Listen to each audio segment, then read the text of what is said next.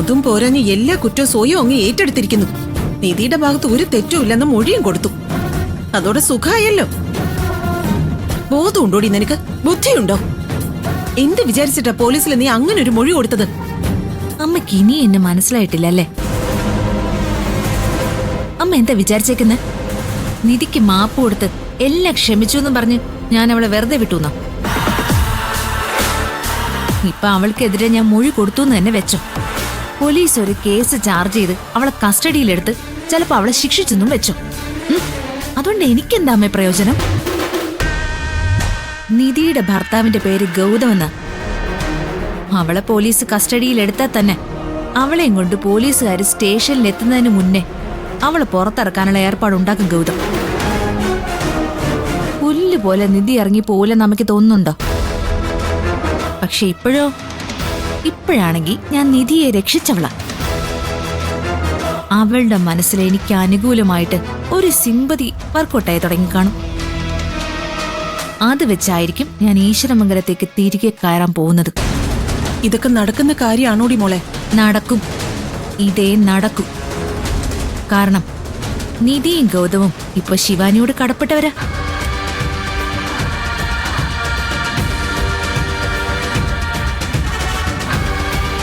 എങ്ങനെയുണ്ട് ശിവാനി? പിന്നെ നല്ല സുഖമല്ലേ? ഇവിടെ എഴുന്നേറ്റ ഉടനെ ഇന്ന് വൈകുന്നേരത്തോടെ മാരത്തോൺ ഓട്ട മത്സരത്തിന് പോകാൻ തീരുമാനിച്ചിരിക്കുക. എന്താ കാണാൻ പോരുന്നോ? കുശലാന്വേഷണത്തിന് വന്നിരിക്കുന്നു. ഓടിച്ചാടി നടന്ന എന്റെ കൊച്ചിനെ ഈ പരുവത്തിലാക്കി കിടത്തിയപ്പോ സമാധാനം ആയല്ലോ നിനക്ക്?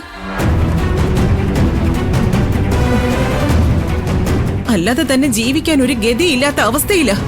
ആണൊരുത്തനുണ്ടായിരുന്നത് തളർന്ന കിടപ്പിലായി. ദേ ഇപ്പൊ ഇവള് ഈ അവസ്ഥയിലും. ഇവളെ ഇനി ആര് നോക്കൂ എന്റെ ഭഗവാനെ? അമ്മ ഒന്ന് മിണ്ടാതിരിക്കേ. എങ്ങനെ മിണ്ടാതിരിക്കും മോളെ? ഈ കിടപ്പിന്ന് നിനക്ക് എന്നിനി എഴുന്നേക്കാൻ പറ്റും? നിന്നെ ആര് നോക്കൂന്നാ? എല്ലാം കൂടി ഓടിച്ചോണ്ട് പോവാൻ ഈ അമ്മയെ കൊണ്ട് പറ്റുമെന്ന് നിനക്ക് തോന്നുന്നുണ്ടോ?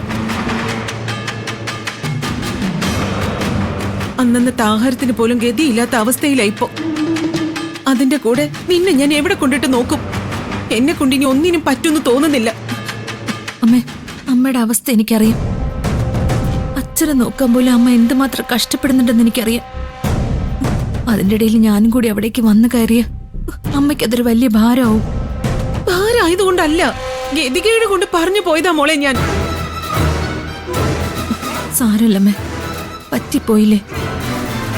ഒരു കാര്യം ചെയ്, അമ്മ എന്നെ ഏതെങ്കിലും ഒരു അനാഥാലയത്തിൽ കൊണ്ടുപോയി തള്ളിയേക്ക്. ഞാൻ അവിടെ കിടന്നോളാം. എന്തിനാ ശിവാനി ഇങ്ങനെയൊക്കെ പറയുന്നത്? അതിനു വേണ്ടി ഇപ്പൊ എന്താ ഉണ്ടായത്? പിന്നല്ലാതെ ഇവിടെ നിങ്ങൾ കൊണ്ടുപോവോ? ഒരു കാര്യം ചെയ്, ഇവിടുന്ന് ഡിസ്ചാർജ് ആവുമ്പോ ശിവാനിയെ നിങ്ങൾ ഈശ്വരമംഗലത്തേക്ക് കൊണ്ടുപോയിക്കോ. ഈശ്വരമംഗലത്തേക്കോ? പിന്നല്ലാതെ അവിടെ ആവുമ്പോ എല്ലാ സൗകര്യങ്ങളും ഉണ്ടല്ലോ. AC ഉണ്ട്, ബാത്ത് അറ്റാച്ച്ഡ് റൂമുണ്ട്. കുറച്ചു ദിവസം അവിടെ കൊണ്ടു നിർത്തി ചികിത്സിച്ച് തനിച്ചെഴുന്നേറ്റ് നടക്കാൻ പാകമാവുമ്പോ ഇങ്ങ് തിരിച്ചു തന്നാ മതി. ഞാൻ കൊണ്ടുപോയിക്കോളാം. എന്താ പറ്റില്ലേ? അമ്മേ, അതൊന്നും വേണ്ട. അവിടെയുള്ള ആർക്കും എന്നെ ഇഷ്ടമല്ല. അങ്ങനെയുള്ള വീട്ടിലേക്ക് ഞാൻ എങ്ങനെ ചെന്ന് കയറും? അതും ഈ അവസ്ഥയിൽ. എന്നാ ഒരു കാര്യം ചെയ്യാം, നിന്നെ എന്തായാലും ഒരു അനാഥാലയത്തിലും കൊണ്ട് കളയൂല്ല. കുറച്ചു വിഷം വാങ്ങി നിനക്കും തന്ന് ഞാനും അങ്ങ് കുടിക്കാം. രണ്ടുപേരും അങ്ങ് തീർന്നു കിട്ടുമല്ലോ. എല്ലാവർക്കും സന്തോഷമാവുമല്ലോ. ഗൗതം, നമുക്ക് ഡോക്ടറെ ഒന്നുകൂടി കാണാം. കുറച്ചുകൂടി നല്ല ട്രീറ്റ്മെന്റ് കിട്ടുന്ന എവിടേക്കെങ്കിലും മാറ്റാം.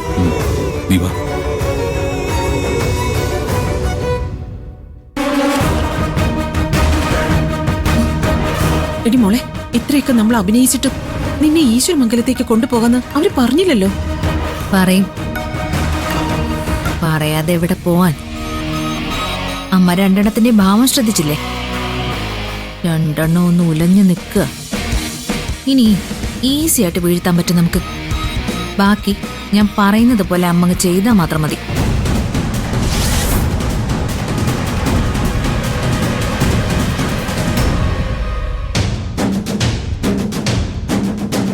അതെ, ഒന്ന് നിന്നേ. എന്തുദ്ദേശത്തില്ല നിങ്ങൾ രണ്ടുപേരും മാത്രം ഡോക്ടറെ കാണാൻ പോകുന്നത്? അതെന്താ അമ്മായി അങ്ങനെ ചോദിച്ചത്? നിങ്ങളെ എനിക്ക് വിശ്വാസമില്ല, അതുകൊണ്ട് തന്നെയാ ചോദിച്ചേ. ഡോക്ടർ പറയുന്നതായിരിക്കില്ലല്ലോ പുറത്തു വരുമ്പോ നിങ്ങൾ ഞങ്ങളോട് പറയുന്നേ. നിങ്ങൾ ഡോക്ടറോട് എന്ത് പറയുന്നു ഡോക്ടറുടെ മറുപടി എന്താന്നും എനിക്കും അറിയണം. ഞാനും വരുന്നു നിങ്ങളുടെ കൂടെ. അതിനൊന്നും ഒരു പ്രശ്നമില്ല ആന്റി. ആന്റി ഇപ്പൊ വാ, നമുക്ക് ഡോക്ടറെ പോയി കാണാം. കൂടെ വരാൻ തന്നെയാ ഓടി വന്നത്. ഇത് ഞാൻ വെറുതെ വിടില്ല.